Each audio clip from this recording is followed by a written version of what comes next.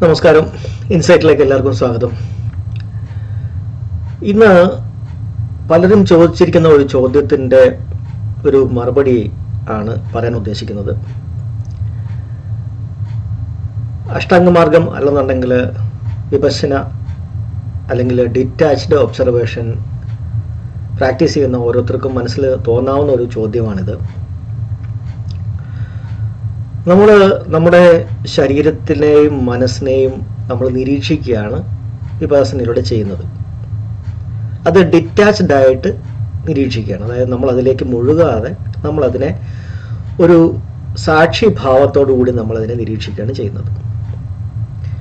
അപ്പോൾ നമ്മൾ അടിസ്ഥാനപരമായിട്ട് നമ്മുടെ 4 സതിപത്താനങ്ങളെ അല്ലെങ്കിൽ നമ്മൾ ശ്രദ്ധ പതിപ്പിക്കേണ്ട 4 സ്ഥാനങ്ങളെ, അതായത് നമ്മുടെ ശരീരം, നമ്മുടെ ചിന്തകൾ, നമ്മുടെ ശരീരത്തുണ്ടാകുന്ന ഫീലിങ്ങുകൾ, ആ ഫീലിങ്ങുകളോട് നമ്മുടെ മനസ്സ് പ്രതികരിക്കുന്ന മനസ്സിൻ്റെ പ്രതികരണ സ്വഭാവം, ഇങ്ങനെ 4 കാര്യങ്ങളാണ് നമ്മൾ സാധാരണ ശ്രദ്ധിക്കാറുള്ളത്.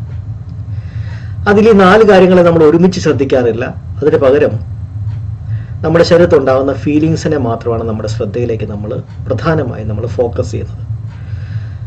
അതിൻ്റെ ഒരു പ്രധാന ഗുണം എന്താണെന്ന് പറഞ്ഞു കഴിഞ്ഞാൽ, ഈ ശരീരത്തുണ്ടാകുന്ന ഈ ഫീലിങ്സിനെ മാത്രമായി നമ്മൾ ഒബ്സർവ് ചെയ്യുമ്പോൾ അതിനിടയാക്കിയ ചിന്തകളെ പറ്റിയുള്ള ഒരു സ്വാഭാവികമായ അവയർനെസ് നമുക്ക് കിട്ടും. അതുപോലെ തന്നെ ഈ ഫീലിങ്സുകളിന് ശേഷം മനസ്സിനകത്ത് വരാൻ സാധ്യതയുള്ള അതിൻ്റെ പ്രതികരണത്തെ പറ്റിയും നമുക്ക് സ്വാഭാവികമായി തന്നെ നമുക്ക് ഒരു അവയർനെസ് കിട്ടും. അപ്പോൾ ഈ ഒരെണ്ണത്തിന്, അതായത് ശരീര സംവേദനകളെ മാത്രം, അല്ലെങ്കിൽ ശരീരത്തിൻ്റെ ഫീലിങ്സിനെ, അല്ലെങ്കിൽ ശരീരത്തിൽ ഉണ്ടാകുന്ന വൈബ്രേഷൻസിനെ, ശരീരത്തിലുണ്ടാകുന്ന സെൻസേഷൻസിനെ, അതിനെ മാത്രം നമ്മൾ ശ്രദ്ധിച്ചാൽ തന്നെ നമുക്ക് ഈ പറയുന്ന 4 സതിപത്താനങ്ങൾ അല്ലെങ്കിൽ 4 ശ്രദ്ധ പതിപ്പിക്കേണ്ട സ്ഥാനങ്ങളെ പറ്റിയുള്ള അവയർനെസ് ഒരുമിച്ച് നമുക്ക് കിട്ടും. ഇങ്ങനെയാണ് നമ്മൾ സാധാരണഗതിയിൽ അഷ്ടാംഗമാർഗത്തിൽ നമ്മൾ മുമ്പോട്ടേക്ക് പോകുന്നത്.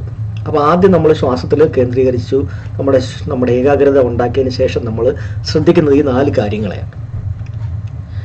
ശ്വാസത്തെ നമ്മൾ ശ്രദ്ധിക്കുന്ന ആ പ്രോസസ്സിനാണ് നമ്മൾ ആനപാനസതി എന്ന് പറയുന്നത്. അതെന്തിനാന്ന് പറഞ്ഞാൽ നമ്മുടെ മനസ്സിനെ മറ്റ് കാര്യങ്ങളിൽ നിന്നും, നമ്മുടെ മനസ്സിൻ്റെ കോലാഹലങ്ങളിൽ നിന്നും, വേണ്ടാത്ത ശ്രദ്ധകളിൽ നിന്നും, കോൺഷ്യസ് ആയിട്ടുള്ള ആക്ടിവിറ്റികളിൽ നിന്നും മനസ്സിനെ പിൻവലിച്ച് വിഡ്രോ ചെയ്ത് നമ്മുടെ ശരീരത്തേക്ക് കൊണ്ടുവരികയാണ് നമ്മൾ ചെയ്യുന്നത്. ഇതിൻ്റെ പർപ്പസ് എന്താണെന്ന് പറഞ്ഞാൽ നമ്മുടെ മനസ്സിൻ്റെ അകത്തെ ദുഃഖത്തിൻ്റെ കാരണം എന്താണ് എന്ന് കണ്ടുപിടിക്കുക എന്നുള്ളതാണ്. അപ്പോൾ അതിന് നമ്മൾ പുറത്തേക്കല്ല നോക്കേണ്ടത്, നമ്മുടെ ഉള്ളിലേക്ക് തന്നെയാണ് നോക്കേണ്ടത്. അതിന് വേണ്ടിയിട്ടാണ് നമ്മുടെ ശരീരത്തേക്ക് തന്നെ, അല്ലെങ്കിൽ ശരീരത്തിൽ നടത്തുന്ന ഒരു പ്രക്രിയയെ തന്നെ നമ്മൾ നമ്മുടെ ഫോക്കസിനുള്ള ഒരു ആലംബമായി അല്ലെങ്കിൽ ഒരു ഉപാധിയായി നമ്മൾ ഉപയോഗപ്പെടുത്തുന്നത്. അതിനെയാണ് നമ്മൾ ശ്വാസോച്ഛ്വാസം അല്ലെങ്കിൽ ആനപാനസതി, ശ്വാസോച്ഛ്വാസത്തിലുള്ള ശ്രദ്ധ എന്ന് പറയുന്നത്. അതിനുശേഷം നമ്മൾ ഈ ഫോക്കസ് ചെയ്യുന്നത്, നിരീക്ഷിക്കുന്നത് നമ്മൾ ഈ പറയുന്ന 4 സതിപത്താനങ്ങളെയാണ്. അതിൽ തന്നെ നമ്മൾ സംവേദനകളെ മാത്രമാണ് നമ്മൾ പ്രധാനമായും നമ്മുടെ ഫോക്കസിൽ നമ്മൾ കേന്ദ്രീകരിക്കുന്നത്. അതിനെയാണ് നമ്മൾ നിരീക്ഷിക്കുന്നത്. അതിനെ നിരീക്ഷിക്കുമ്പോൾ നമുക്ക് മറ്റുള്ള അതുമായിട്ട് കണക്റ്റഡ് ആയിട്ടുള്ള മറ്റ് സതിപത്താനങ്ങളെ കൂടി നമുക്ക് ഓട്ടോമാറ്റിക്കായിട്ട് തന്നെ അതിനെപ്പറ്റിയുള്ള അവയർനെസ് കിട്ടും. അപ്പോൾ ആൾക്കാർ സാധാരണ ഇത് ചോദിക്കുന്ന ഒരു ചോദ്യം എന്താണ് എന്ന് പറഞ്ഞാൽ, നമ്മളിങ്ങനെ ഈ സംവേദനകളെ, ശരീര സംവേദനകളെ നമ്മൾ ശ്രദ്ധിക്കാനായിട്ട് നമ്മൾ ശ്രമിക്കുമ്പോൾ, നമ്മൾ എന്ത് ചെയ്യുമ്പോഴും, നമ്മൾ എന്ത് കാര്യങ്ങൾ നമ്മൾ ഡെയിലി ആക്ടിവിറ്റീസിനിടയ്ക്കാണെങ്കിലും നമ്മൾ അങ്ങനെ ശ്രദ്ധിക്കുമ്പോൾ നമുക്ക് നമ്മൾ ചെയ്തുകൊണ്ടിരിക്കുന്ന കാര്യങ്ങളെ ശ്രദ്ധിക്കാൻ ബുദ്ധിമുട്ടുണ്ടാവില്ലേ? അല്ലെങ്കിൽ ഈ പറയുന്ന നമ്മുടെ ശരീര സംവേദനകളെ ശ്രദ്ധിക്കുക എന്ന് പറയുന്നത് നമുക്കൊരു അഡീഷണൽ വർക്ക് അല്ലെങ്കിൽ ഒരു എക്സ്ട്രാ ബേർഡൻ ആയിട്ട് തോന്നില്ലേ? അത് നമ്മുടെ ഒരു സ്വാതന്ത്ര്യത്തിനെ ബുദ്ധിമുട്ടിക്കുന്നില്ലേ എന്നൊക്കെയുള്ളതാണ് ചോദ്യം. സ്വാഭാവികമാണ്, അത് ഇതിലേക്ക് വരുന്ന ആർക്കും അത് സ്വാഭാവികമായി തോന്നുന്ന ഒരു സംശയമാണ്. അതിൻ്റെ പ്രധാന കാരണമെന്ന് പറഞ്ഞാൽ, അവരിപ്പോൾ നിൽക്കുന്ന ആ ഒരു വീക്ഷണകോണിൽ നിന്ന് അവർ കാര്യങ്ങളെ കാണുന്നത് കൊണ്ടാണ് അവർക്ക് അതിൻ്റെ യഥാർത്ഥത്തിലുള്ള ആ ഒരു കാര്യം മനസ്സിലാവാത്തത്. അതിൻ്റെ ബുദ്ധിമുട്ടായിട്ട് അവർക്ക് തോന്നുന്നതിൻ്റെ കാര്യം അതാണ്. അതിനെ ഞാനൊരു വളരെ സിമ്പിളായിട്ടുള്ള ഒരു ഉദാഹരണം കൊണ്ട് ഞാൻ നിങ്ങളെ മനസ്സിലാക്കിച്ചു തരാം. ഒരു കാര്യം നിങ്ങളൊന്ന് സങ്കല്പിക്കണം, മനസ്സിലൊന്ന് സങ്കല്പിക്കണം. നമ്മൾ ഒരു വലിയ ബോൾ, ഒരു ട്രാൻസ്പെറൻറ്റ്, അതായത് അകത്തൂടെ സീത്രൂ ആയിട്ടുള്ള ഒരു ബോൾ തന്നെയാണ് നമ്മൾ മനസ്സിൽ കാണുക. ആ ബോളിൻ്റെ പുറത്ത് 2 കണ്ണ് ഫിറ്റ് ചെയ്യുക എന്ന് വിചാരിക്കുക. ബോളിൻ്റെ സർഫസിൽ ഉപരിതലത്തിൽ 2 കണ്ണ് ഫിറ്റ് ചെയ്യും. എന്നിട്ട് നമ്മൾ ആ കണ്ണിലൂടെ നമ്മൾ നോക്കുകയാണ്. അപ്പോൾ നമുക്ക് കാണുന്നത് എന്താ? നമ്മുടെ പുറത്തുള്ള കാഴ്ചകളാണ് നമ്മൾ കാണുന്നത്. അപ്പോൾ നമ്മുടെ ഏരിയ ഓഫ് കൺസേൺ അല്ലെന്നുണ്ടെങ്കിൽ നമ്മുടെ വീക്ഷണത്തിൻ്റെ സ്കോപ്പ് അല്ലെങ്കിൽ നമ്മുടെ നിരീക്ഷണത്തിൻ്റെ പെർവ്യൂ ഓഫ് അവർ വിഷൻ, നമ്മളുടെ കാഴ്ചയുടെ ഡൊമൈൻ എന്ന് പറയുന്നത് നമ്മുടെ പുറത്തുള്ള വിശാലമായ ലോകമാണ്. അതിലേക്കാണ് നമ്മുടെ ശ്രദ്ധ. അവിടെ നടക്കുന്ന കാര്യങ്ങളുമായിട്ട് നമ്മൾ കാണുന്നു, അറിയുന്നു, അതിനെ മനസ്സിലേക്ക് എടുക്കുന്നു, അതിനെ ചിന്തിക്കുന്നു, അതിനനുസരിച്ചുള്ള വികാരങ്ങൾ ഉണ്ടാക്കുന്നു, അതിനെ നമ്മൾ പ്രതികരിക്കുന്നു. ഇതെല്ലാം നടക്കുന്നുണ്ടെങ്കിൽ നമ്മുടെ ശ്രദ്ധ പുറത്തേക്കാണ്. കാരണം നമ്മുടെ കണ്ണ് ആ ബോളിൻ്റെ പുറത്താണ് ഫിറ്റ് ചെയ്തിരിക്കുന്നത്. ആ ബോളിൽ കൂടെ നമ്മൾ പുറത്തേക്ക്, ആ ബോളിൻ്റെ പുറത്തേക്കാണ് നമ്മുടെ നോട്ടം അല്ലെന്നുണ്ടെങ്കിൽ നമ്മുടെ ശ്രദ്ധ മുഴുവൻ ചെല്ലുന്നത്. ഇനി മറ്റൊരു സാഹചര്യം ഒന്ന് മനസ്സിൽ സങ്കല്പിക്കുക. നമ്മൾ ഈ ബോളിൻ്റെ പുറത്തുനിന്നുള്ള ഈ 2 കണ്ണുകളെ എടുത്തു മാറ്റി നമ്മുടെ ഈ ബോളിൻ്റെ ഒത്ത നടുക്ക് ഒരു ചെറിയ ടൈനി ബോൾ ഒരെണ്ണം നമ്മളവിടെ ഉണ്ടാക്കാമെന്ന് വിചാരിക്കും. എന്നിട്ട് ഈ 2 കണ്ണുകളെ ആ ടൈനി ആയിട്ടുള്ള വളരെ ചെറിയ ബോളിൻ്റെയൊക്കെ, അതായത് വലിയ ബോളിൻ്റെ അന്തർഭാഗത്തുള്ള ചെറിയ ബോളിൽ ഈ 2 കണ്ണുകളെ ഫിറ്റ് ചെയ്യുക എന്ന് വിചാരിക്കാം. അപ്പോൾ സംഭവിക്കുന്നത് എന്താണ്? ആ കണ്ണിൽ കൂടെ നമ്മൾ നോക്കുമ്പോൾ എന്താണ് സംഭവിക്കുന്നത്? ഈ വലിയ ബോളും അതിൻ്റെ പുറത്തുള്ള ലോകവും ഇപ്പോൾ അതിൻ്റെ കാഴ്ചയുടെ ഡൊമൈനായി മാറിക്കഴിഞ്ഞു. അതായത് നമ്മൾ ആ കേന്ദ്ര ബിന്ദുവിലിരുന്നാണ് നമ്മളിത് നോക്കുന്നത്. അപ്പോൾ ആ വലിയ ബോളും അതിനുള്ളിലെ കാര്യങ്ങളും അതിൻ്റെ പുറത്തുള്ള കാര്യങ്ങളും രണ്ടും നമ്മളുടെ കാഴ്ചയ്ക്ക് അല്ലെന്നുണ്ടെങ്കിൽ നമ്മുടെ അവയർനെസ്സിന് പാത്രമാവുകയാണ്. നേരത്തെ നമ്മൾ ആ ബോളിന് പുറത്തുള്ള കാര്യങ്ങൾ മാത്രം, വലിയ ബോളിന് പുറത്തുള്ള കാര്യങ്ങൾ മാത്രമായിരുന്നു കണ്ടിരുന്നതെങ്കിൽ ഇപ്പോൾ നമ്മൾ ഉള്ളിൽ നിന്നുകൊണ്ട് ആ വലിയ ബോളിൻ്റെ അകത്തെ കാര്യങ്ങളും അതിന് പുറത്തുള്ള കാര്യങ്ങളും, അങ്ങനെ 2 കാര്യങ്ങളും നമ്മളുടെ ശ്രദ്ധയ്ക്ക് പാത്രമാവുകയാണ്. അല്ലെങ്കിൽ നമ്മുടെ അവയർനെസ്സിന് അല്ല നമ്മുടെ നിരീക്ഷണത്തിന് നമ്മൾ പാത്രമാക്കുകയാണ്. അപ്പോൾ നമ്മുടെ പെർവ്യൂ ഓഫ് വിഷൻ, നമ്മുടെ പെർവ്യൂ ഓഫ് അവയർനെസ് നമ്മൾ വലുതാക്കിയിരിക്കുകയാണ്. അതായത് ബോളിൻ്റെ ഉള്ളിലുള്ളതും അതിൻ്റെ പുറത്തുള്ളതും നമ്മളുടെ നിരീക്ഷണത്തിന് വിധേയമാകുകയാണ്. ഇതാണ് ശരിക്കും പറഞ്ഞു കഴിഞ്ഞാൽ വിപസന ചെയ്യുന്ന ഒരാളുടെ മനസ്സിൽ സംഭവിക്കുന്നത്. വിപസന ചെയ്യാത്ത ഒരാൾ അയാളുടെ ഉള്ളിൽ നടക്കുന്ന കാര്യങ്ങളെപ്പറ്റി അയാൾ അറിയുന്നില്ല, അയാളുടെ പുറത്തുള്ള കാര്യങ്ങളെപ്പറ്റി മാത്രമേ അറിയുന്നുള്ളൂ. പക്ഷെ വിപസന ചെയ്യുന്ന ആളുടെ രീതി എന്ന് പറഞ്ഞാൽ അയാൾ ഉള്ളിലേക്ക്, ആ കേന്ദ്ര ബിന്ദുവിലേക്ക്, അല്ലെങ്കിൽ ഉള്ളിലുള്ള ആ ചെറിയ ബോളെന്ന് ഞാൻ പറഞ്ഞ ആ കേന്ദ്ര ബിന്ദുവിലേക്ക്, ആ ബോധത്തിലേക്ക് അയാൾ ഉൾവലിഞ്ഞു നിന്നുകൊണ്ട് അയാളുടെ ശരീരത്തിൽ നടക്കുന്ന കാര്യങ്ങൾ കൂടി അയാളുടെ അവയർനെസ്സിന്, അയാളുടെ ഫോക്കസിന് അയാൾ പാത്രമാക്കുകയാണ്. നിരീക്ഷണത്തിന് പാത്രമാക്കുകയാണ്. അപ്പോൾ ശരീരത്തിൽ നടക്കുന്ന കാര്യങ്ങളും ശരീരത്തിന്റെ പുറത്ത് നടക്കുന്ന കാര്യങ്ങളും രണ്ടും കൂടി അയാളുടെ ഏരിയ ഓഫ് കൺസേൺ ആയി മാറുകയാണ്.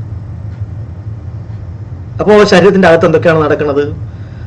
അയാളുടെ മനസ്സ് പല കാര്യങ്ങളിലേക്ക് അറിയുന്നു. അത് ഇന്ദ്രിയങ്ങൾ വഴി വരുന്ന കാര്യങ്ങളാവാം, അല്ലെങ്കിൽ ചിന്തയിൽ കൂടെ വരുന്ന കാര്യങ്ങളാവാം. അത് നമ്മുടെ അയാളുടെ മനസ്സിലേക്ക് കടന്നു വരുന്നു. അതാണ് അയാളുടെ വിജ്ഞാനം, അല്ലെങ്കിൽ വിജ്ഞാന എന്ന് പറയും, കോൺഷ്യസ്നെസ്. അതായത് ഇന്ദ്രിയ ബോധങ്ങളാണ് അതെല്ലാം. അതിനെപ്പറ്റി അയാൾ അറിയുന്നു. അതിനുശേഷം അയാളുടെ മനസ്സ് അതിനെ വ്യാഖ്യാനിക്കുന്നു, അതിനെ ഇന്റർപ്രറ്റ് ചെയ്യുന്നു, അതിനെ വിശകലനം ചെയ്യുന്നു, അതിനെപ്പറ്റി ചിന്തിക്കുന്നു, അതിന് മൂല്യം കൽപ്പിക്കുന്നു. അതെനിക്ക് ഗുണമാണോ ദോഷമാണോ നല്ലതാണോ ചീത്തയാണോ എന്നൊക്കെ അയാൾ ചിന്തിക്കുന്നു. അത് അയാളുടെ വിവേചന മനസ്സ്. അതിനാണ് റെക്കഗ്നിഷൻ എന്ന് പറയുന്നത്. അതിനുശേഷം വരുന്നത് അയാളുടെ ശരീരത്തിൽ ഒരു ഫീലിങ്സ് ആണ് വരുന്നത്. അതായത് അയാളുടെ വിവേചന ബുദ്ധിയിൽ, അയാളുടെ മനസ്സിനകത്ത് അയാൾ ഏത് രീതിയിലാണോ അതിനെ മൂല്യം കൽപ്പിച്ചത് അതനുസരിച്ച് അയാളുടെ ശരീരത്തിൽ ഫീലിങ്സ് വരുന്നു. ആ ഫീലിങ്സ് വരുമ്പോൾ അത് സുഖകരമായ ഫീലിങ്സ് ആണെങ്കിൽ അതിനോട് മനസ്സ് ഇഷ്ടം കാണിക്കുന്ന പ്രതികരണം കാണിക്കുന്നു. അസുഖകരമായ ഫീലിംഗ് ആണെന്നുണ്ടെങ്കിൽ അതിനോട് അനിഷ്ടം, അല്ലെങ്കിൽ വെറുപ്പ്, അല്ലെങ്കിൽ അകൽച്ച, അല്ലെങ്കിൽ അവേർഷൻ കാണിക്കുന്ന ഒരു റിയാക്ഷൻ മനസ്സിനകത്ത് വരുന്നു. അപ്പോൾ ഇതെല്ലാം നമ്മൾ ഈ കേന്ദ്ര ബിന്ദുവിൽ നിന്നുകൊണ്ട് നമ്മൾ നമ്മുടെ ശരീരത്തിനകത്ത് നടക്കുന്നതും മനസ്സിനകത്ത് നടക്കുന്നതുമായിട്ടുള്ള കാര്യങ്ങളെ കൂടി നമ്മൾ നിരീക്ഷിക്കുകയാണ്. അപ്പോൾ നമ്മളുടെ നിരീക്ഷണം പണ്ട് എങ്ങനെയായിരുന്നു? ഇതിനകത്ത് നടക്കുന്നൊന്നും നമ്മൾ ചിന്തിക്കുന്നില്ല, നമ്മൾ അറിയുന്നില്ല, ശ്രദ്ധിക്കുന്നില്ല. പക്ഷെ ഇപ്പോൾ അതല്ല. വിപാസനയുടെ അവസ്ഥയിലെത്തുമ്പോൾ അയാൾ അകത്തേക്ക് ഉൾവലിഞ്ഞിട്ട് അയാളുടെ ശരീരം പോലും അയാളുടെ നിരീക്ഷണത്തിന് അയാൾ വിധേയമാക്കുകയാണ്. അയാളുടെ മനസ്സ് പോലും അയാളുടെ നിരീക്ഷണത്തിന് അയാൾ വിധേയമാക്കുകയാണ്. അപ്പോൾ ഒരേ സമയം മനസ്സിനകത്ത് നടക്കുന്ന പ്രവർത്തനങ്ങളും, അതായത് അയാളുടെ ശരീരത്തിൽ നടക്കുന്ന ചേഞ്ചസും അയാൾ അറിയുന്നുണ്ട്, അതേസമയം പുറത്തുള്ള കാര്യങ്ങളും അറിയുന്നുണ്ട്. അപ്പം അയാൾ കേന്ദ്ര ബിന്ദുവിൽ നിന്നുകൊണ്ടിട്ട് തന്നെ ഈ പുറത്തുള്ള അതിന് ചുറ്റുമുള്ള എല്ലാ കാര്യങ്ങളെ, ആ കേന്ദ്ര ബിന്ദുവിന് പുറത്തുള്ള എല്ലാ കാര്യങ്ങളെ, അത് ഈ പറയുന്ന ഞാൻ ആദ്യം പറഞ്ഞ പോലെ ആ വലിയ ബോളിന്റെ അകത്തെ കാര്യങ്ങളും ആ വലിയ ബോളിന്റെ പുറത്തെ കാര്യങ്ങളും എന്ന് പറഞ്ഞതുപോലെ ഈ നമ്മുടെ ശരീരത്തിനകത്ത് നടക്കുന്ന കാര്യങ്ങളും ശരീരത്തിന് പുറത്ത് നടക്കുന്ന കാര്യങ്ങളും എല്ലാം അയാളുടെ ശ്രദ്ധയ്ക്ക്, അയാളുടെ നിരീക്ഷണത്തിന് പാത്രമാവുകയാണ്. അപ്പോ അയാളുടെ മനസ്സ് എങ്ങനെയാണ് വർക്ക് ചെയ്യുന്നത്, മനസ്സിനകത്ത് എന്തൊക്കെ പ്രവർത്തനങ്ങളാണ് നടക്കുന്നത്, അതും അയാൾ അറിയുന്നുണ്ട്. അയാളുടെ ശരീരം ഓരോ സമയത്തും മാറിക്കൊണ്ടിരിക്കുന്നത്, കാരണം ശരീരത്തുണ്ടാകുന്ന ഓരോ ഫീലിങ്സും, ഓരോ പ്രകമ്പനങ്ങളും, ഓരോ വൈബ്രേഷൻസും, അയാളുടെ ശരീരത്തെ ആറ്റംസും കോശങ്ങളും ചലിച്ചുകൊണ്ടിരിക്കുന്നത് അല്ലെങ്കിൽ വർക്ക് ചെയ്തുകൊണ്ടിരിക്കുന്നത് ഉള്ളതിന്റെ തെളിവാണ്. അല്ലെങ്കിൽ അയാളുടെ ശരീരം സ്റ്റില്ലായി, ഡെഡായി പോകും. ഓരോ കോശങ്ങളും, ആ കോശങ്ങൾ നിർമ്മിക്കപ്പെട്ടിരിക്കുന്ന ആറ്റങ്ങളും എല്ലാം അതിന്റെ ഊർജാവസ്ഥയിൽ മാറ്റം വന്നുകൊണ്ടേയിരിക്കുകയാണ്. അതുകൊണ്ടാണ് അയാളുടെ ശരീരം അയാളുടെ ശരീരത്തെ ഫീലിങ്സ് ഉണ്ടാവുന്നത്, അയാൾ അറിയുന്നത്. അപ്പൊ ശരീരം മാറിക്കൊണ്ടിരിക്കുന്നു, മനസ്സിന്റെ പ്രവർത്തനങ്ങൾ ഞാൻ നേരത്തെ പറഞ്ഞ പോലെ കോൺഷ്യസ്നസ്, ഇന്ദ്രിയബോധങ്ങൾ മാറുന്നു, വിവേചന മനസ്സ് മാറുന്നു, ശരീരത്തുണ്ടാകുന്ന ഫീലിങ്സ് മാറുന്നു, അതിനോട് മനസ്സ് കാണിക്കുന്ന പ്രതികരണം മാറുന്നു. അങ്ങനെ അയാളുടെ മനസ്സിന്റെ അകത്ത് ആ പ്രതികരണത്തിൻ്റെതായ പാറ്റേൺ ഉണ്ടാകുന്നത് അറ്റാച്ച്മെന്റുകൾ ഉണ്ടാക്കുന്നു. ഓരോ ഇഷ്ടപ്പെട്ട കാര്യങ്ങളോടും നല്ല സുഖങ്ങളായ അനുഭൂതികൾ തരുന്നതിനോടൊക്കെ അയാളുടെ മനസ്സ് ഇഷ്ടപ്പെടുന്നു, അറ്റാച്ച്മെന്റ് ആവുന്നു.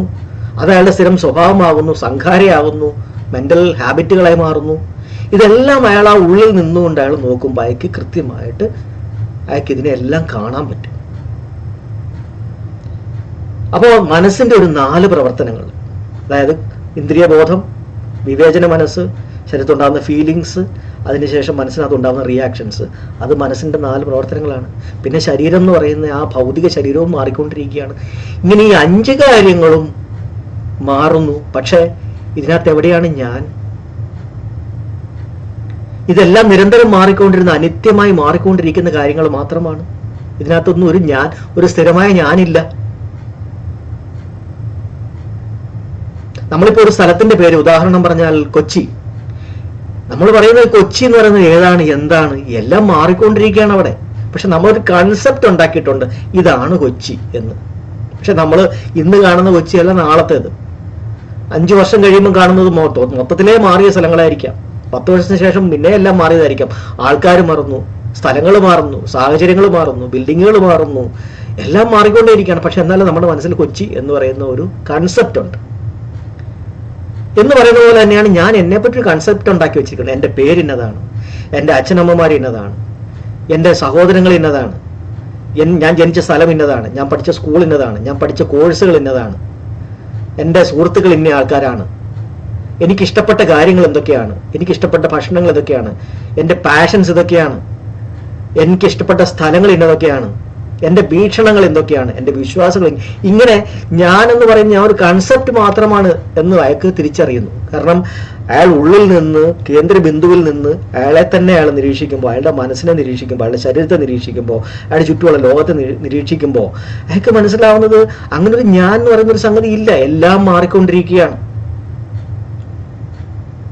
അപ്പൊ അതൊരു വെറും ഒരു തോന്നലായിരുന്നു. അയാൾ നോക്കുമ്പോൾ എന്താണ്, ചാക്രികമായി നടക്കുന്ന കാര്യങ്ങൾ, അനിത്യമായി നടക്കുന്ന കാര്യങ്ങൾ മാത്രമാണ്. അങ്ങനെയാണ് വിപസന ചെയ്യുന്ന ഒരാൾക്ക്, അല്ലെന്നുണ്ടെങ്കിൽ ഡിറ്റാച്ച്ഡ് ഒബ്സർവേഷൻ നടത്തുന്ന ഒരാൾക്ക്, എല്ലാത്തിനെയും മാറി നിന്ന് സാക്ഷി ഭാവത്തോടു കൂടി വീക്ഷിക്കുന്ന ഒരാൾക്ക് സ്വയം അയാളെ തന്നെ നിരന്തരം മാറിക്കൊണ്ടിരിക്കുന്ന ഒരു പ്രതിഭാസമായിട്ട് മനസ്സിലാവുന്നു.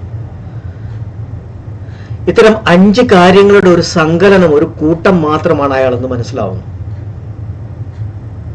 അത് ഈ നിരീക്ഷണം വന്നാൽ മാത്രമേ നമുക്ക് കിട്ടൂ. നമ്മൾ ഉള്ളിലേക്ക് പോയിട്ട് നമ്മളെ തന്നെ നമ്മൾ നിരീക്ഷണത്തിന് പാത്രമാക്കുമ്പോൾ മാത്രമാണ് നമുക്കത് കിട്ടുന്നത്. അപ്പോൾ നമ്മൾ മനസ്സിലാവുന്നു, എന്നിൽ സ്ഥിരമായ ഒന്നുമില്ല, ആത്മാവ് എന്ന് പറയുന്ന ഒന്നില്ല. നമ്മുടെ ബോധം എന്ന് പറയുന്ന, ഞാൻ ഈ പറഞ്ഞ കേന്ദ്രബോധം, അതെങ്കിൽ ഹയർ കോൺഷ്യസ്നെസ്, അതായത് ഉള്ളിലേക്ക് വലിഞ്ഞു നിന്ന് അവനവന്റെ മനസ്സിനെ, അവനവന്റെ ശരീരത്തെ പോലും നിരീക്ഷിക്കാൻ പറ്റുന്ന ആ ഒരു കേന്ദ്രബോധത്തിനെയാണ് നമ്മൾ ഹയർ കോൺഷ്യസ്നെസ് അല്ലെങ്കിൽ ബുദ്ധ കോൺഷ്യസ്നെസ് അല്ലെങ്കിൽ ബുദ്ധത്വം എന്ന് പറയുന്നത്. ആ ബുദ്ധത്വത്തിൽ നിന്ന് നമ്മൾ നോക്കുമ്പോഴാണ് നമുക്ക് മനസ്സിലാവുന്നത് ഞാനൊന്നൊന്നില്ല, ഈ 5 കാര്യങ്ങളോടാണ് ശരിക്കും പറഞ്ഞാൽ ഞാൻ എൻ്റെ ഇഷ്ടാനിഷ്ടങ്ങൾ കാണിക്കുന്നതും അറ്റാച്ച്മെന്റ് ഉണ്ടാക്കുന്നതും. കാരണം ഈ ലോകത്തെ അറിയുന്നതും എൻ്റെ അനുഭവങ്ങളും എല്ലാം ഈ 5 കാര്യങ്ങളിലൂടെയാണ്. അതായത് മനസ്സിന്റെ 4 പ്രവർത്തനങ്ങളും എൻ്റെ ശരീരവും. ഇങ്ങനെയാണ് നമ്മളുടെ മൊത്തം ലോകം തന്നെ അതിലേക്കാണ് വരുന്നത്. അപ്പൊ ഇതുമായിട്ടാണ് ഞാൻ എൻ്റെ ഇഷ്ടാനിഷ്ടങ്ങൾ ഉണ്ടാക്കിയിരിക്കുന്നതും അറ്റാച്ച്മെന്റ് ഉണ്ടാക്കിയിരിക്കുന്നതും, അല്ലെങ്കിൽ ഉപാദാനങ്ങൾ എന്ന് പാലി ഭാഷയിൽ പറയും. അതിനെയാണ് പഞ്ച ഉപാദാന ഖണ്ഡങ്ങൾ എന്ന് പറയുന്നത്, ബുദ്ധൻ പറയുന്നത്. ഈ 5 കാര്യങ്ങളുമായിട്ട് നമ്മൾ നമ്മുടെ മനസ്സിനെ ഇങ്ങനെ ബന്ധിച്ച് നിർത്തിയിരിക്കുന്നത് കൊണ്ടാണ് ഇതിനെ അഫക്റ്റ് ചെയ്യുന്ന ഓരോ കാര്യങ്ങളും മാറി മറിയുമ്പോൾ നമ്മുടെ മനസ്സിന് സ്ട്രെസ്സും സ്ട്രെയിനും ടെൻഷനും വിഷമങ്ങളും ഒക്കെ അസ്വസ്ഥത ഉണ്ടാവുന്നത്. അപ്പോൾ അങ്ങനെ നമ്മളെ തന്നെ നിരീക്ഷിക്കുന്ന ആ ഒരു അവസ്ഥയിൽ നിൽക്കുമ്പോഴാണ്, കേന്ദ്ര ബോധത്തിൽ നിൽക്കുമ്പോഴാണ് നമുക്ക് എൻലൈറ്റൻമെന്റ് അല്ലെങ്കിൽ ബോധോദയം. നമ്മുടെ ഉള്ളിൽ ഇങ്ങനെയാണല്ലോ ഞാൻ വർക്ക് ചെയ്യുന്നത്, എൻ്റെ മനസ്സ് ഇങ്ങനെയാണല്ലോ വർക്ക് ചെയ്യുന്നത്, എൻ്റെ ശരീരം ഇങ്ങനെയാണല്ലോ വർക്ക് ചെയ്യുന്നത് എന്ന കൃത്യമായ ഉൾക്കാഴ്ച കിട്ടത്തുള്ളൂ. അതിനാണ് നമ്മൾ ഇൻസൈറ്റ്, ബോധോദയം, എൻലൈറ്റൻമെന്റ് എന്നൊക്കെ വിളിക്കുന്നത്. അപ്പോൾ ഈ രീതിയിലാണ് നമ്മൾ നമ്മളെ കാണേണ്ടത്. തടസ്ഥഭാവത്തോടു കൂടി, നിരീക്ഷണ ഭാവത്തോടു കൂടിയാണ് നമ്മൾ നമ്മളെ പോലും വീക്ഷിക്കുന്നത്. അപ്പോൾ ഉള്ളിൽ നിന്ന് നമ്മൾ നോക്കുന്ന ആ ഒരു പ്രാക്ടീസ് നമ്മൾ നിരന്തരം ചെയ്ത് കഴിയുമ്പോൾ അത് നമുക്ക് പ്രത്യേകിച്ച് എഫേർട്ട് എടുത്ത് ചെയ്യേണ്ട ഒരു കാര്യമല്ലാതെ നമ്മുടെ സ്ഥിരമായ ഒരു വീക്ഷണ രീതിയായി അത് മാറും.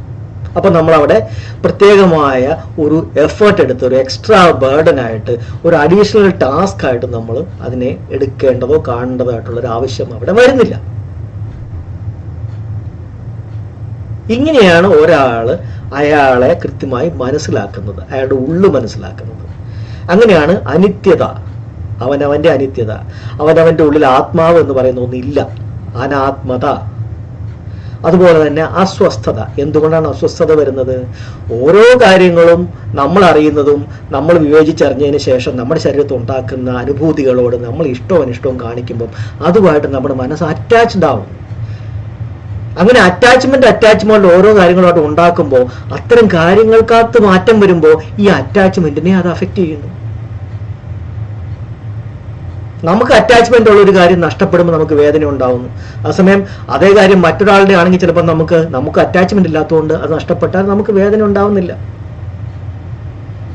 നമ്മൾ ഒരു ദിവസം എത്രയോ ചരമക്കോളങ്ങൾ വായിക്കുന്നുണ്ട്, അല്ലെങ്കിൽ എത്രയോ അപകടങ്ങളും മരണങ്ങളും വായിക്കുന്നുണ്ട്. പക്ഷെ അവരാരും നമുക്ക് അറ്റാച്ച്മെന്റ് അല്ലാത്തവരുള്ളത് ആയതുകൊണ്ട് നമുക്ക് അതിനകത്ത് പ്രത്യേകിച്ച് വിഷമം തോന്നുന്നില്ല. ആ സമയം നമുക്ക് അറ്റാച്ച്മെന്റ് ഉള്ള ഒരാളാണ് മരിക്കുന്നതെങ്കിൽ നമുക്കത് വലിയ വിഷമം ഉണ്ടാക്കുന്നു. കാരണം നമ്മുടെ മനസ്സിനെ അപ്പോൾ മാത്രമാണ് അറ്റാച്ച്മെന്റിന് അഫക്റ്റ് ആവുന്നത്. ഇങ്ങനെയാണ് നമ്മൾ നമ്മളെ കാണേണ്ടത്, നമ്മുടെ ഉള്ളിലെ നമ്മൾ മനസ്സിലാക്കേണ്ടത്. അപ്പോൾ നമുക്ക് മനസ്സിലാവുന്നു മനസ്സിന്റെ പ്രവർത്തനം എങ്ങനെയാണ് നടക്കുന്നതെന്ന്. അതായത് നമ്മൾ ഒരു കാര്യത്തെ അറിയുന്നു, മനസ്സിനകത്ത് വിവേചനം നടത്തുന്നു അല്ലെങ്കിൽ വ്യാഖ്യാനിക്കുന്നു, അതിനെ പെർസീവ് ചെയ്യുന്നു. അതിനുശേഷം നമ്മളെ മനസ്സിനകത്ത് തന്നെ നമ്മൾ അതിനൊരു മൂല്യം കൊടുക്കുന്നുണ്ട്. ഇതെനിക്ക് ഗുണമാണോ ദോഷമാണോ? അതിനനുസരിച്ച് നമ്മുടെ ശരീരത്ത് ഫീലിങ്സ് ഉണ്ടാവും. ആ ഫീലിങ്സ് സുഖകരമാണെങ്കിൽ അതിനോടൊക്കെ ഇഷ്ടവും, ഫീലിങ്സ് അസുഖകരമാണെങ്കിൽ അതിനോടൊക്കെ അനിഷ്ടം. അവിടെ വെച്ച് നമ്മൾ ഇതിന്റെ ആ ഒരു ഫ്ലോ ഉണ്ട്, ആ ഫ്ലോയെ നമ്മൾ പിടിച്ചു നിർത്താൻ നോക്കുക. അങ്ങനെ വരുമ്പോഴാണ് നമുക്ക് സ്ട്രെയിൻ ഉണ്ടാവുന്നത്. അപ്പോൾ ഇഷ്ടവും അനിഷ്ടവും നമ്മൾ കാണിക്കാതിരുന്നാൽ അറ്റാച്ച്മെന്റുകൾ രൂപപ്പെടത്തില്ല. ഇഷ്ടവും അനിഷ്ടവും കാണിക്കുമ്പോൾ നമ്മൾ ഓരോന്നുമായിട്ട് അറ്റാച്ച്മെന്റ് മനസ്സിൻ്റെ അകത്ത് രൂപം കൊടുക്കും. അത് നമ്മുടെ ബിഹേവിയറായി മാറും. പിന്നീട് അത് റിപ്പീറ്റ് ചെയ്യുമ്പോൾ നമ്മുടെ ബിഹേവിയറായി മാറും. അപ്പോൾ ഈ അറ്റാച്ച്മെന്റ് ഉണ്ടാവുന്നതിന്റെ നേരെ ഓപ്പോസിറ്റ് പ്രോസസ്സാണ് ഡിറ്റാച്ച്മെന്റ് ഉണ്ടാക്കുക. അപ്പോൾ എന്താ ചെയ്യുന്നത്? ശരീരത്തുണ്ടാകുന്ന ഫീലിങ്സിനെ നമ്മൾ വെറുതെ ഒബ്സർവ് ചെയ്യുമ്പോൾ, നമ്മുടെ കേന്ദ്രബിന്ദുവിൽ നിന്ന് നമ്മളെ ഒബ്സർവ് ചെയ്യുമ്പോൾ ശരീരത്തിൽ ഫീലിങ്സ് ഉണ്ടാവുന്നു. അത് പെട്ടെന്ന് പൊങ്ങുന്നു, ഒരു പൾസായി വരുന്നു, അത് തനിയെ പോകുന്നു, മാഞ്ഞു പോകുന്നു. നമ്മളപ്പോൾ ഇഷ്ടവും അനിഷ്ടവും കാണിക്കുന്നില്ല, അതിനെ ഒബ്സർവ് ചെയ്ത് അതിൻ്റെ ആ പ്രതിഭാസത്തെ, അതിൻ്റെ ആ പ്രക്രിയയെ, അതിൻ്റെ ആ പ്രവർത്തനത്തെ നമ്മൾ നേരിട്ട് കാണുകയാണ്. പ്രപഞ്ചം വർക്ക് ചെയ്തുകൊണ്ടിരിക്കുകയാണ് നമ്മുടെ ഉള്ളിൽ. പ്രപഞ്ചത്തിന്റെ ഫിസിക്സിന്റെ ലോയൊക്കെ, കെമിക്കൽ ലോയൊക്കെ വർക്ക് ചെയ്തുകൊണ്ടിരിക്കുകയാണ് അതേപടി. അത് നമ്മൾ കാണുന്നു. അങ്ങനെ പരിപൂർണമായ നമ്മളെപ്പറ്റി തന്നെ നമ്മൾ ജാഗ്രതയോടെ നിരീക്ഷിക്കുന്ന, സാക്ഷിഭാവത്തോടെ വീക്ഷിക്കുന്ന ആ ഒരു അവസ്ഥയ്ക്കാണ് പ്രജ്ഞ അവസ്ഥ എന്ന് പറയുന്നത്. പ്രത്യക്ഷ ജ്ഞാനം. എന്തൊക്കെയാണ് എൻ്റെ ഉള്ളിൽ നടക്കുന്നത് അതിനെപ്പറ്റിയുള്ള മൊമെന്റ് അവയർനെസ് ആണ് പ്രത്യക്ഷ ജ്ഞാനം, പ്രജ്ഞ. ഇതാണ് ഉൾക്കാഴ്ച. ഈ പ്രത്യക്ഷ ജ്ഞാനത്തിൽ നമ്മൾ സ്ഥിരമായി നിൽക്കുമ്പോൾ സംഭവിക്കുന്നത് എന്താണ്? നമ്മൾ ഓരോ സമയത്തും നമ്മുടെ ശരീരത്തിൽ ഉണ്ടാകുന്ന ഫീലിങ്സിനെ നമ്മൾ ഒബ്സർവ് ചെയ്യുന്നു. അത് വരുന്നതും പോകുന്നതും കാണുന്നു. അതിനോട് ഇഷ്ടവും അനിഷ്ടവും നമ്മൾ കാണിക്കുന്നില്ല. അങ്ങനെ വരുമ്പോൾ ആ അറ്റാച്ച്മെൻറ്റുകളെല്ലാം പാടെ പതുക്കെ പതുക്കെ അലിഞ്ഞില്ലാണ്ടാവുന്നു. നമ്മുടെ ശീലം മാറുകയാണ്. നേരത്തെ മനസ്സ് ഓരോന്നിനോടും അറ്റാച്ച്മെൻറ്റ് ഉണ്ടാക്കിക്കൊണ്ട് ശീലങ്ങൾ ഉണ്ടാക്കിക്കൊണ്ടിരുന്ന ആ ഒരു സ്വഭാവം മാറി നമ്മൾ സെൻസേഷനെ നമ്മൾ വെറുതെ വാച്ച് ചെയ്യുന്നു. വാച്ച് ചെയ്യുമ്പോൾ സെൻസേഷൻസ് തനിയെ മാഞ്ഞു പോകുന്നു. നമ്മൾ അറ്റാച്ച്മെൻറ്റ് ഉണ്ടാക്കുന്നില്ല. നമ്മുടെ മനസ്സ് പുറത്തേക്ക് വരുന്നു. അറ്റാച്ച്മെൻറ്റ് പുറത്തേക്ക് വരുന്നു. 100 കാര്യങ്ങളുമായിട്ട് നിങ്ങൾ അറ്റാച്ച്മെൻറ്റ് ഉണ്ടാക്കിയിരുന്നുണ്ടെങ്കിൽ 100 കാര്യങ്ങൾ മനസ്സിന് ബേർഡൻസ് ആണ്.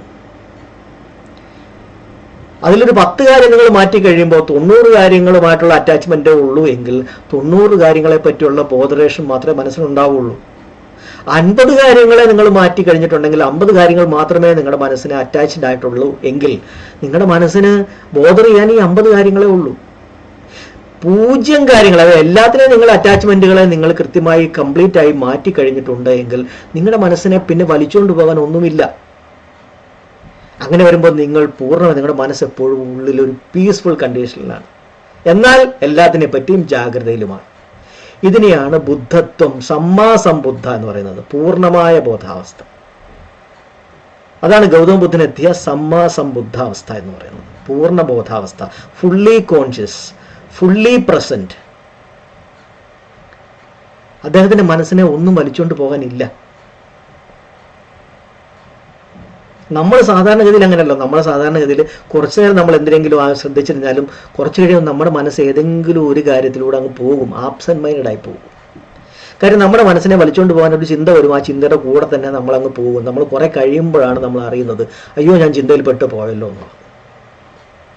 പക്ഷെ ഫുള്ളി എല്ലാത്തിനെയും അവയർനെസ്സോടുകൂടി നോക്കിക്കാണുന്ന ഒരാൾ ഒന്നുമായിട്ടും ബന്ധപ്പെടുന്നില്ല. ചിന്തകൾ വരുന്നു, അതിനെപ്പറ്റി അവെയർ ആവുന്നു. അപ്പോൾ ഒരു ഡിറ്റാച്ച്മെന്റ്, അവിടെ ഡിറ്റാച്ച്ഡ് ഒബ്സർവേഷനാണ്. ശരീരത്തിൽ ഫീലിങ്സ് ഉണ്ടാവുന്നുണ്ട്, അതിനെ നമ്മൾ കാണുന്നു, അവെയർ ആവുന്നു. അവിടെയും ഡിറ്റാച്ച്ഡ് ഒബ്സർവേഷനാണ്. അതിൻ്റെ കൂടെ പോകുന്നില്ല, റിയാക്ട് ചെയ്യുന്നില്ല. റിയാക്ഷൻസിനെ നമ്മൾ മനസ്സിലാക്കുന്നു. അപ്പോൾ നമുക്ക് മനസ്സിലാവുന്നു എങ്ങനെയാണ് നമുക്ക് അസ്വസ്ഥത ഉണ്ടാവുന്നത് നമ്മൾ മനസ്സിലാക്കുന്നു. നമ്മൾ റിയാക്ട് ചെയ്യുന്നില്ല, നമ്മൾ ഒബ്സർവേഷനിൽ നിൽക്കുന്നു. ഫീലിങ്സ് തനിയെ മാഞ്ഞു പോകുന്നു. ഇഷ്ടം അനിഷ്ടം കാണിക്കുന്നില്ല, അറ്റാച്ച്മെൻറ്റ് ഉണ്ടാക്കുന്നില്ല. അങ്ങനെയാണ് നമ്മുടെ അറ്റാച്ച്മെൻറ്റുകൾ നമ്മൾ ഒന്നൊന്നായി നമ്മൾ മനസ്സിൽ നിന്ന് ഇല്ലായ്മ ചെയ്യുന്നത്. അപ്പോൾ ഒന്നും എൻ്റെ മനസ്സിനെ വലിച്ചുകൊണ്ട് പോകാനില്ല. അപ്പോൾ ഞാൻ ഫുള്ളി പ്രസൻ്റാണ്. അങ്ങനെയാണ് നമ്മുടെ മനസ്സ് തണുക്കുന്നത്. മറ്റതങ്ങനെയല്ല. ചെറുപ്പകാലം തൊട്ട് നമ്മൾ പുറത്തെ കാര്യങ്ങൾ മാത്രമേ, ആ ബോളിൻ്റെ പുറത്തുള്ള കാര്യങ്ങൾ മാത്രമേ, അല്ലെങ്കിൽ എൻ്റെ ശരീരത്തിൻ്റെ പുറത്തുള്ള കാര്യങ്ങൾ മാത്രമേ നമ്മൾ നോക്കുന്നുണ്ടായിരുന്നു. ഉള്ളിൽ എന്താ നടക്കുന്നതെന്ന് നമ്മൾ അറിയുന്നില്ല. അങ്ങനെ അറിയാതെ നമ്മളായിട്ട് തന്നെ ഒത്തിരിയേറെ ഇഷ്ടാനിഷ്ടങ്ങളും അറ്റാച്ച്മെൻറ്റുകളും ഉണ്ടാക്കി മനസ്സിനെ ശീലിപ്പിച്ച് വെച്ചിരിക്കുകയാണ്.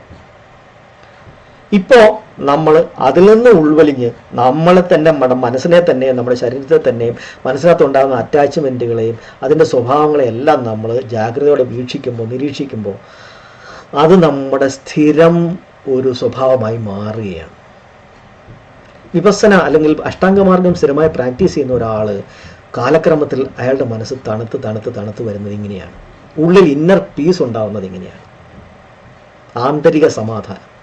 അയാളുടെ മനസ്സ് റെസ്റ്റിങ്ങിലേക്കാവുന്നു. എപ്പോഴാവശ്യമുണ്ടോ അപ്പം മാത്രം അയാളുടെ ചിന്തകളെ അയാൾക്കൊരു ഉപാധിയായിട്ട്, ഉപകരണമായിട്ട് ഉപയോഗിച്ചാൽ മതി. ചിന്തയെ അയാളാണ് തീരുമാനിക്കുന്നത് എപ്പോൾ ഉപയോഗിക്കണം, എപ്പോൾ ഉപയോഗിക്കേണ്ട എന്നുള്ളത്. കാരണം അയാളുടെ മനസ്സിനെ വലിച്ചുകൊണ്ട് പോകാൻ ഒരു ചിന്തയുമില്ല. കാരണം അയാൾക്ക് ഏത് ചിന്തകൾ വരുമ്പോൾ അയാൾ അതിനെപ്പറ്റി അവെയറാണ്. അതുകൊണ്ട് തന്നെ അതുമായിട്ടുള്ള അറ്റാച്ച്മെൻ്റ് അയാൾ ഉണ്ടാക്കുന്നില്ല, ഡിറ്റാച്ച്മെൻ്റാണ്. അയാൾക്ക് ആവശ്യം വരുമ്പോൾ ആ ചിന്ത അയാൾക്ക് ഒരു ഉപകരണം പോലെ ഉപയോഗിക്കാം. അയാൾക്ക് കണക്കുകൂട്ടലുകൾ നടത്താം, അയാൾക്ക് അനാലിസിസുകൾ നടത്താം, വിശകലനങ്ങൾ നടത്താം, കാൽക്കുലേഷൻസ് നടത്താം, അയാൾക്ക് പ്ലാനിങ്ങുകൾ നടത്താം, എന്തും ചെയ്യാം. അതൊക്കെ അപ്പോൾ അയാളുടെ ടൂളായി മാറുകയാണ്. അതല്ലെങ്കിൽ ഈ ചിന്തകൾ അയാളെ വലിച്ചുകൊണ്ട് പോവുകയാണ്. അപ്പോൾ വിപാസനയിലെ ഡിറ്റാച്ച്മെൻറ്റിലേക്ക് പോകുന്ന ഒരാൾ പെട്ടെന്ന്, നമ്മൾ ഇത് മനസ്സിലാക്കാൻ വേണ്ടിയാണ് ഞാൻ ഈ 2 ബോളിൻ്റെ ഉദാഹരണം ഞാൻ പറഞ്ഞത്. അപ്പോൾ നമ്മൾ ആക്ച്വലി ചെയ്യുന്നത് നമ്മുടെ ഉള്ളിലേക്ക് നമ്മൾ നിന്ന് ആ ഹയർ കോൺഷ്യസിൽ നിന്നുകൊണ്ടിട്ട് നമ്മളെ തന്നെ, നമ്മുടെ ശരീരത്തെ, നമ്മുടെ മനസ്സിനെയും സദാ നിരീക്ഷിക്കുന്ന ഒരു പെർമനൻ്റ് അലേർട്ട്നെസ്സിലേക്ക് നമ്മൾ വരികയാണ്. സ്ഥിരമായ ഒരു അലേർട്ട്നെസ്, ഒരു ജാഗ്രത അവസ്ഥയിലേക്ക് നമ്മൾ വരികയാണ്. പക്ഷേ അത് നമ്മൾ പ്രത്യേകിച്ച് എഫേർട്ട് എടുത്ത് നമുക്ക് ചെയ്യേണ്ടി വരത്തില്ല. കാരണം അത് പരിശീലിച്ച് കഴിയുമ്പോൾ അത് നമ്മുടെ മനസ്സിൻ്റെ സ്ഥായി ഭാവമായി മാറും. അതുപോലെ എല്ലാ അറ്റാച്ച്മെൻറ്റുകളും നമ്മുടെ മനസ്സിൽ നിന്ന് ഇല്ലാതായി വരുമ്പോൾ അത് നമ്മളുടെ സ്ഥിരം റെസ്റ്റിംഗ് പൊസിഷനായി മാറും നമ്മുടെ മനസ്സിൻ്റെ.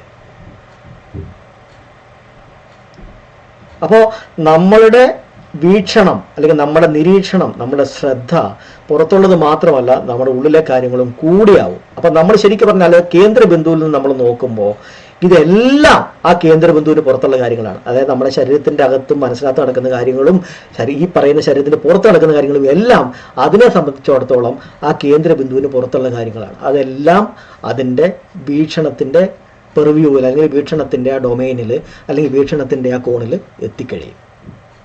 ഇങ്ങനെയാണ് വിപස්සന പ്രാക്ടീസ് ചെയ്യുമ്പോൾ ഒരാൾക്കുണ്ടാവുന്ന മാറ്റം.